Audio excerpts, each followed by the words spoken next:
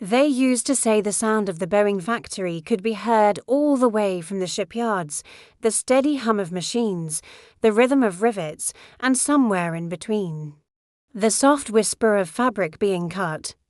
That was where I spent most of my days, hunched over a long wooden table, a pair of silver scissors glinting under the fluorescent lights. My name's Lillian Parker, and in 1947 I helped sew the skies. Most people never think about the inside of an airplane. They talk about engines, wings, and metal, not curtains, seats, or the hands that made them. But after the war, when passenger aviation started to bloom, Boeing needed everything to look new. Comfortable, civilian. That's where I came in. I wasn't an engineer. I wasn't a designer. I was a seamstress with 20 years of experience and a needle that never broke. They gave us scraps of fabric that smelled like oil and dust and said, "Make it feel like home." I remember running my fingers over the synthetic weave, strong enough to withstand pressure, light enough to move with air. It wasn't silk or cotton. It was something new, something we barely understood. Pressurized cabin curtain material, the engineer said proudly, as if that explained it. We laughed. We were women who'd made parachutes during the war. We knew fabric, and yet this was different. Every stitch we made had to be perfect. A single loose thread could cause static discharge, they told us. So we worked in silence, long hours, shoulders aching, heart steady. Sometimes I'd hum an old song, the kind my husband liked before he went off to the Pacific and never came back. The rhythm of the sewing machines filled the empty space he left behind after a while. The supervisors stopped checking on us. The war had taught them that women could handle anything. Still, none of us expected to be remembered. There were no names on blueprints for the cabin interiors, just numbers, codes, and material lists. Our work was meant to disappear into comfort, but I wanted to leave something behind, something small, something only I would know. One evening, when the others had gone home, I stitched 3 tiny letters into the seam of a test curtain. L. P.W. Lillian Parker Wright. My initials hidden where no one would see them. It wasn't rebellion. It was memory. Proof that I'd been there, that I'd helped build something that flew. The day they tested the new cabin, we weren't allowed inside. We watched from behind a glass window, hands pressed against the barrier, hearts pounding as the plane took off. The engine roared, the curtains fluttered, and for a moment, it looked like the fabric itself was breathing. "Looks good," one of the engineers said, jotting notes on his clipboard. I remember thinking, yes, it does. When the plane landed safely, they celebrated. Champagne, flashbulbs, speeches. None of us were invited. But I didn't mind. I went home that night, took off my work apron, and looked up at the stars through the kitchen window. For the first time in years, I didn't feel small. Somewhere, a curtain I'd stitched was catching the light of dawn 10,000 feet above the ground. After that first test flight, the world moved faster than any of us could keep up with. Jet engines replaced propellers, metal replaced wood, and suddenly the sky belonged to businessmen in suits instead of pilots in goggles. But for me, everything stayed the same: fabric, thread, and the soft hum of machines. By 1952, I'd become the senior seamstress on the floor, though nobody called it that. They just said, "Ask Lillian, she'll know how to fix it." I taught new girls how to line up stitches so clean you could run a finger across them and not feel a bump. Most of them were barely 20. Born during the war, eager to work. Their lipstick brighter than the safety lights above the tables.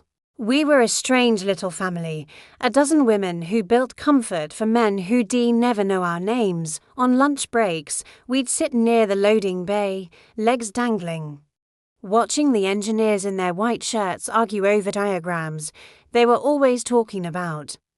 Speed, lift, altitude, we talked about fabric tension, thread count, and the stubborn streak that kept our hands moving when the world forgot what they were worth.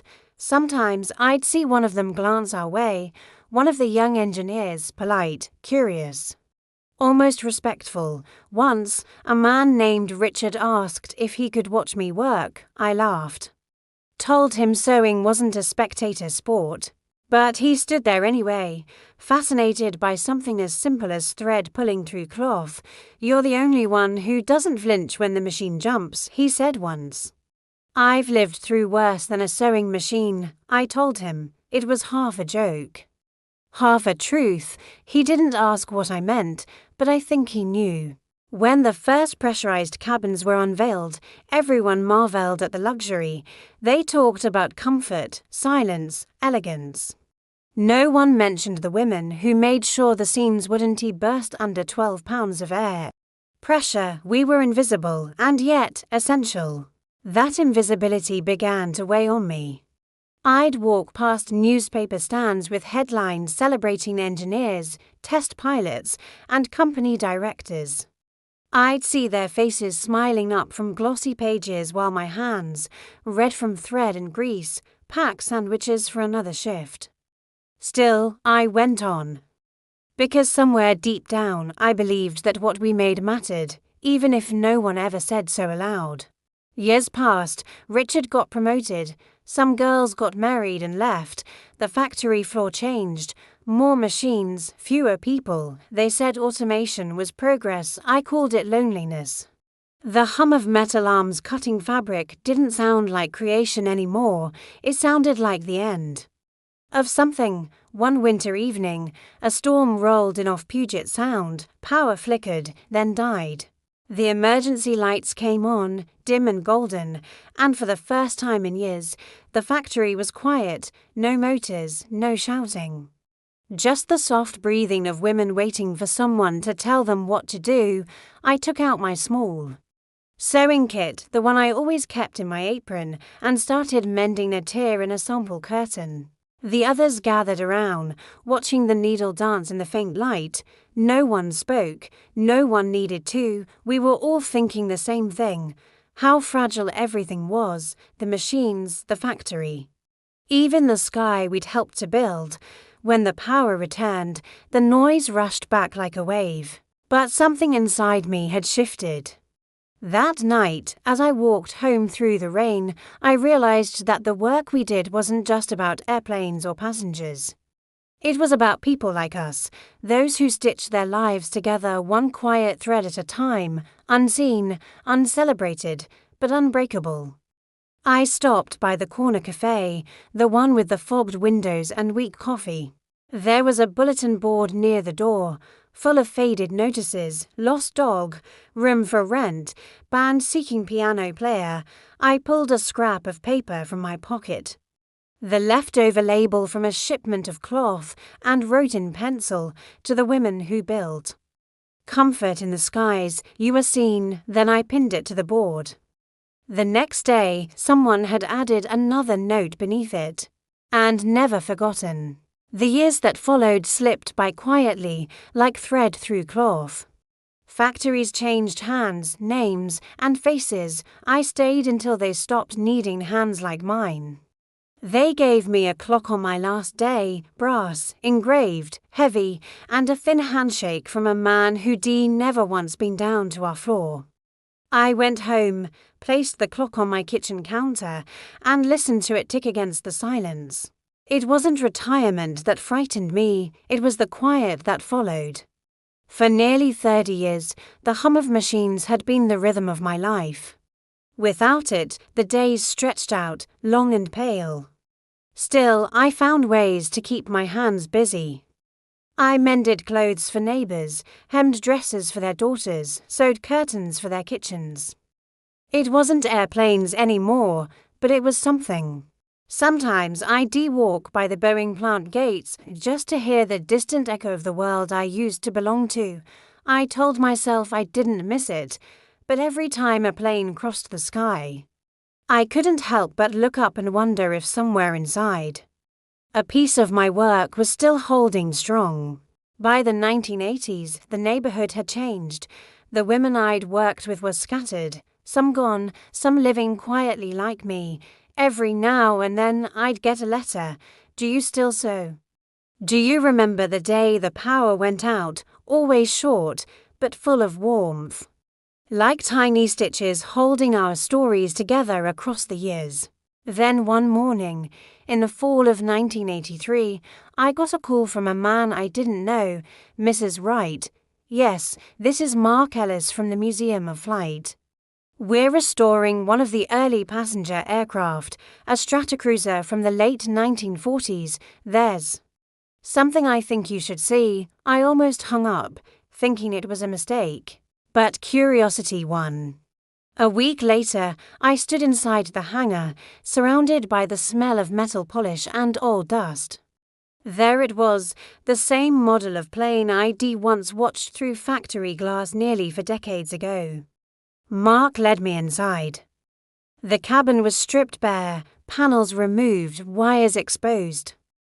But hanging near the rear door, faded and fragile, was a curtain.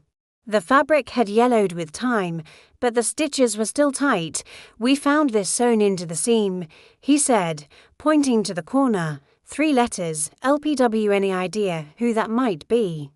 For a long moment. I couldn't speak. My fingers trembled as I touched the edge of the fabric. The thread was thin. Worn, but unmistakable. My initials, hidden where no one was ever supposed to find them, had survived all those years, all those flights, all those miles across the sky. I might know her, I said finally, my voice catching. He smiled, gentle and knowing. Well, she stitched something that lasted. They took a photo that day, me standing beside the curtain, sunlight falling across my hands. I didn't tell them everything. Some things didn't need explaining. It wasn't pride I felt, not exactly. It was something quieter, a kind of peace. A few weeks later, Mark called again. We're thinking of putting it on display, he said. Would you mind if we included your name? I laughed softly. After 40 years, I suppose it's about time. When the exhibit opened, I went alone. The museum was quiet that morning, sunlight streaming through the glass ceiling. I walked past engines, flight suits, propellers, all the great pieces of aviation history, until I found my curtain. It hung behind glass, perfectly lit, with a small brass plate beneath it, cabin curtain, Boeing 377 Stratocruiser, C. 1947 sewn by Lillian Parker Wright. I stood there for a long time, reading the words over and over, barely believing they were mine. Around me, people passed by, families, children, tourists. Some glanced at the display for only a second before moving on. But one little girl, no more than 10, stopped beside me. She tugged on her mother's sleeve. "Mom," she said, pointing to the curtain, "did a lady really make that?" Her mother smiled. "Yes, sweetheart, someone's grandmother probably did." The girl leaned closer to the glass, studying the stitching. "It's beautiful," she whispered, and in that small moment, I realized what I'd really wanted all along, not fame, not a headline. Just to be seen, to be remembered for something that held together. Even when time and silence tried to pull it apart. That night, when I went home, I sat by my window again. The city lights shimmered like tiny constellations. I thought about the thousands of planes crossing the world above, each carrying the work of unseen hands. I smiled, closed my eyes, and whispered, "Fly safe," because somewhere up there, I knew the skies were still sown with care. By the time the new century rolled around, the world had forgotten how to look up slowly. Everything flew faster, higher, louder. Planes that once took pride in comfort now chase speed. But sometimes late at night I'd turn on the television and see them, silver wings cutting through clouds, and I'd smile knowing that a small part of those journeys began with hands like mine. The museum called again in 2003.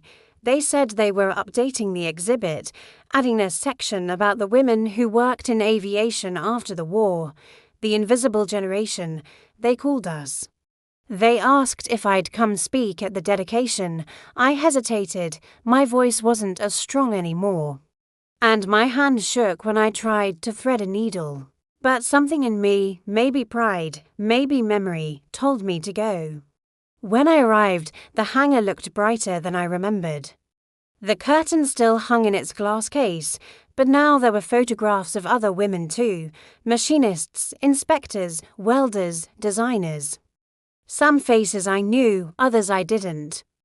Beneath them, a plaque read, "They built the sky while the world was learning to fly."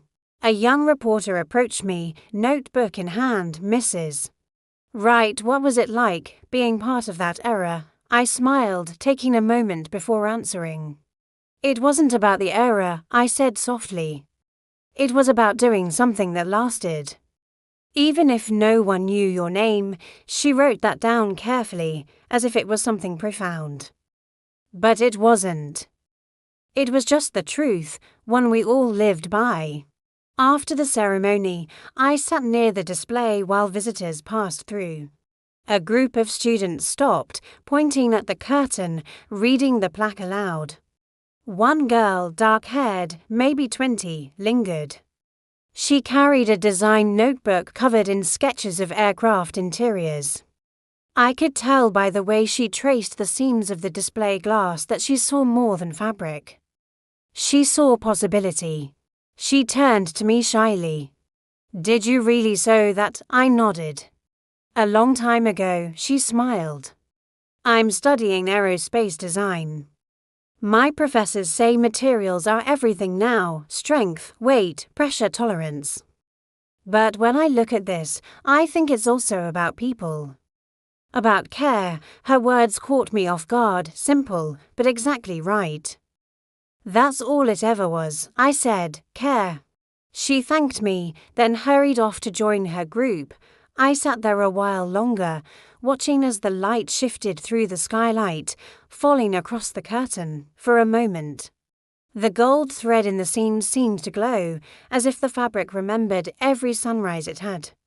Seen from 10,000 feet above. When I returned home that evening, I opened the wooden sewing box that had followed me through every decade of my life. Inside were thimbles, bits of ribbon, and a folded scrap of that same aircraft fabric I de-kept all these years, a small piece, one de-cut from a rejected prototype. The edges were frayed, the colour faded to soft grey. I pressed it between my palms like a prayer. That night, as rain began to fall against the window, I sat down and wrote a letter, not to the museum, not to anyone in particular, but to whoever might find it someday. I wrote, "There are stitches in this world that hold more than fabric. Some hold courage. Some hold love. If you ever wonder whether your work matters, it does. Even when no one sees it. Even when history forgets your name." I folded the letter, tucked it into the sewing box, and closed the lid. Years later, after I was gone, my granddaughter found that note. She donated the sewing box to the same museum. They placed it beside the curtain, under a small sign that read, "Lillian Parker Wright, seamstress, innovator, dreamer." And every so often, I imagine visitors walking past, hearing the quiet hum of the exhibits, maybe pausing just long enough to notice the thread, thin, nearly invisible, that connects it all. Because history isn't made of speeches or headlines, it's made of moments, hands, and hearts that never gave up.